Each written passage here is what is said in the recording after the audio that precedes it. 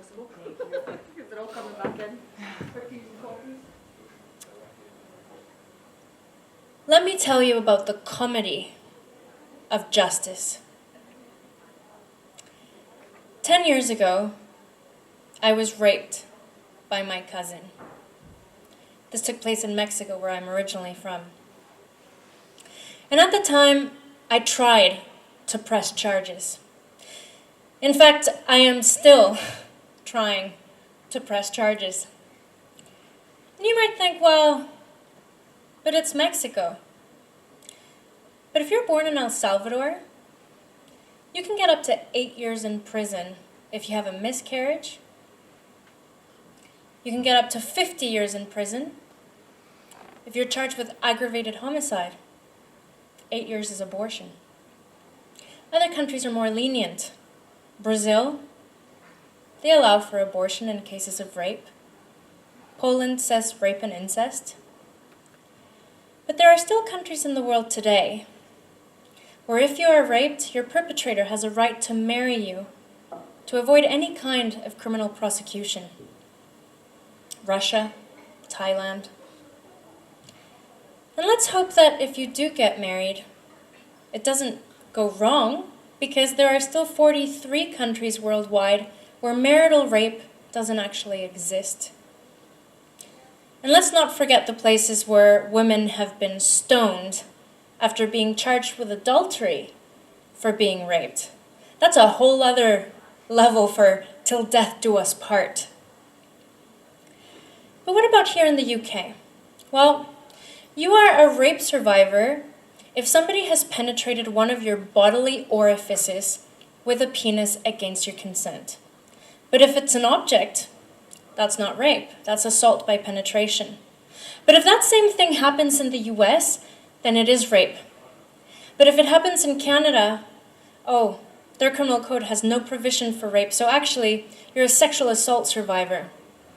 See, geography has the capacity to dictate experience. You're on one side of the line, you're one thing. Another side, you're another. And politics retain the ability to dictate whether bodily autonomy is legal, whether you have a right to marry. And we know we're in a bad place where 60 women can come forward. And Bill Cosby gets off on a technicality. But back to trying to press charges. I remember going in Mexico to a police station and being told, nope, that is the wrong police station. You can't press charges here. At the time I was living in Canada, so I had to go back. And then I tried to call to press charges. Can't do that. I tried to do it online. Can't do that either. In fact, I had to plan a whole trip to go back to Mexico just to do this. To go to the right office. It's a police station specifically for sexual and domestic violence within the family. Wonderful place. And as you go, you sign your name in a piece of paper, and you're waiting directly on the road. There's no sidewalk. After a few hours, everybody gives up. You're all sitting on the road. There's a woman with babies, and they were crawling around. The car's driving past inches away. She had bruises on her face. And every so often a guy comes in handcuffs, stepping over the victims that are there to press charges. They couldn't build a separate door. And while you're waiting, you have a massive graffiti that says, El Estado no me protege. La policía comete femicidio. The state does not protect me. The police commit femicide. I feel safe. And so, finally I get into the office and there are files from floor to ceiling, and I'm not joking, these are Jenga towers.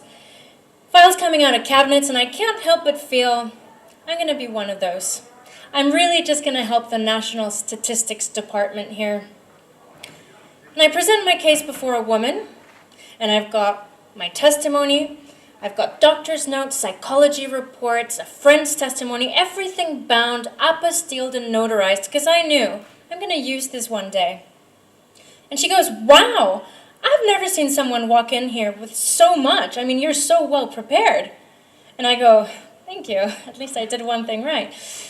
But she goes, I'm just going to double check how I'm going to file this because your reports these are from Canada, so let me just double check with the chief of police. Goes on the phone, a few minutes later she hangs up, she starts crying. And I kind of knew how this was going to go. And she says, look, I'm so sorry to tell you this, but because your doctor's records are from Canada, and the psychologist that you saw were also in Canada, these are not valid. And in fact, because your testimony is from a notary public that was, 9 years ago, well, we can't use this either because you could have tampered with your own testimony. So basically, everything that you've presented to me today is not valid. And she just started crying. And I'm going, don't worry, it's not you, it's the system. What else can we do? 4 days later, she quit her job. So I'm left to start from scratch. So I go to a police officer. I'm asked all the questions, what happened, where did it happen?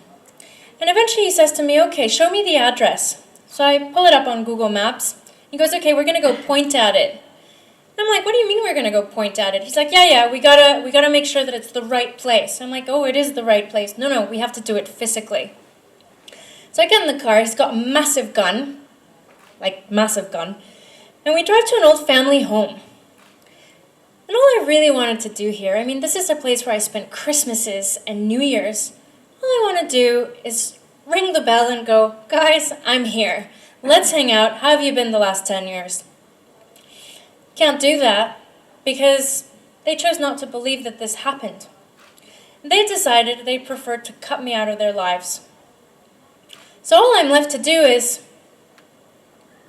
that is where that happened. And so we go back to the police station, and then I'm sent to see a psychologist. I have to prove that I am damaged, is what I am told. I'm going, hang on a second, I've done 10 years of therapy. I sure as hell, I'm not damaged. They go, no, if you're not damaged, we can't move this forward. And he asks a lot of probing questions. How do you feel about the fact that your family didn't believe you and they abandoned you and that your career derailed after this? By the end of his questioning, 2 hours in, I'm going, I think I'm really damaged. Then I have to write 3 sit-down exams. How often do you think of suicide? How many times a day? I felt like I was trying to get into university, filling out all these exams and fill in the blanks, but I never got a grade, which was pretty aggravating. I was sent to see a doctor. And this man goes, okay, well, thanks for your records. I can see this here. I need you to strip naked. I went, but why? He goes, well, I'm looking for bruises. And I went, can we please agree that if you do find any bruises, they have nothing to do with what actually happened? Oh, yeah, no, we know that, but we need it for the report. It's protocol. So I'm going, hang on a second. Sister needs a hand. I go out of the room, and I'm trying to find a woman. I'm like, I'm not going to go in the back of a police station room with a male police doctor. So I find a cleaning lady in the corner. And I'm like, hello, this is me. I'm about to, can you come with me? And she comes. She's never met me in her life. And the light's not working in the room. So this poor woman has to hold a flashlight into my nether regions while the doctor's looking for bruises. And every so often she's going like, and I'm like, avert your eyes, avert your eyes. And after this embarrassment happens, we go back into the doctor's office and he says, there are some things I need to show you. And he starts drawing parts of my anatomy. And I think he thought that I didn't understand myself, so he gave me a biology class, and it was entirely for free. Didn't know I was going to get that. Back at the police station, after everything had happened, they were asking me more questions. And at some point they went, you know what? You got quite emotional at some points. Maybe we should do this later because, wouldn't you think that it's horrendous that because you're forgetting things, we caught the wrong guy? Wouldn't that be terrible? I just went, sure. Yeah, that would be awful for him. My Mexican temper came out. After all of these things had happened, I think I had imagined enough scenarios of violence that were worthy of Netflix Narcos. I think the screenwriting team can hire me now. But I also realized I'd lost so many family members and so many friends. And I just thought, what now? And it was in that moment that I was able to access art therapy. And as a cinematographer, I'm a visual thinker. And I imagined myself in this dark space with broken wings, completely nude. And I thought, God, I'm never going to be able to fly again. I thought, I'm going to connect with other people and see if we can put out how we were made to feel after the assault together, to make a collective stance against sexual violence. And so I created an exhibition called The Spiral of Containment, Rape's Aftermath, which is a multimedia art installation addressing the impact of rape through 25 survivor stories and how we were made to feel after the assault. I didn't want these images to be photojournalistic in nature because I feel like that oftentimes re-victimizes victims. I wanted people to be empowered and to tell their story in a way that they felt proud of. So this first one is called Circus, a man who was raped by another man who had a red classic convertible car. And he said to me, I cannot remember anyone's faces. I just remember that feeling that everything around me was like a circus. This one is called Power, an Olympic medal winner. And I asked her, how did you win for track and field? And she said, I ran as fast as I could, as far as I could from home, and set it all alight. The laundry on the sides is because she was always washing. This woman was a victim of incest in South Africa, and she said, I felt I was in a cage, but I couldn't even attempt to leave my cage because I was surrounded by immediate danger. She said she was more comfortable with lions than she was with other humans. Now this one represents the small amount of people that make it to court, and the even smaller percentage that actually win their court case. But in between those things happening, her perpetrator managed to run away. So she spent 3 years of her life trying to make this happen, only to find that nothing was actually going to happen. So she feels she's always going to be trapped in the sands of time. That's the name of the image. This next image is called Normal. Why? Because this man was abused by his mother figure from the ages of 5 to 12, eventually raped at 13. And he said, every time that shadow came into my room, I felt like something weird was going to happen. But I just thought it was normal.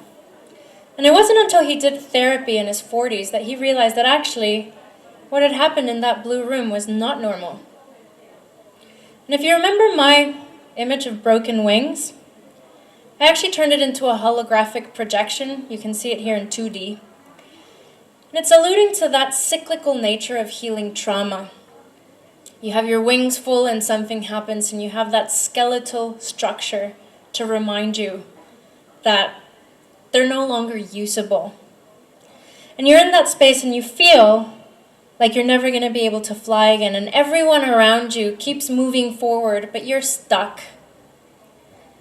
The fascinating thing is that eventually those feathers grow back, and the wings become usable again, and the cycle repeats. I genuinely believe that art can fill a void when the justice system fails to provide that sense of justice, because it's a space where stories can be heard, voices amplified, empathy can come into the picture. The irony of justice is that most survivors, statistically, we don't want our perpetrator to be thrown into prison. These are people that we love. It might be your grandfather, an uncle, a colleague, a friend, a husband, a cousin. You don't want that person in a cell, surrounded by other criminals, and then eventually somehow entering society and becoming a better person.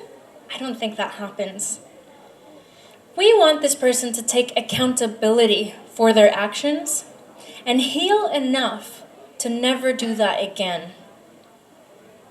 The comedy of justice is that it is so rarely ever served. And when it is served, it tends to become an injustice. Because survivors become pariahs, perpetrators are turned into victims, and let's be honest, the facts really don't matter. What we really want and what we really need for justice is for us to learn to heal. We're in such a world of disconnection, brokenness, and pain. And if you've ever heard that saying, hurt people, that is very true. But hurt people if we learn to heal. We have the capacity for empathy, connection, and quite frankly, to shape the course of history. Thank you.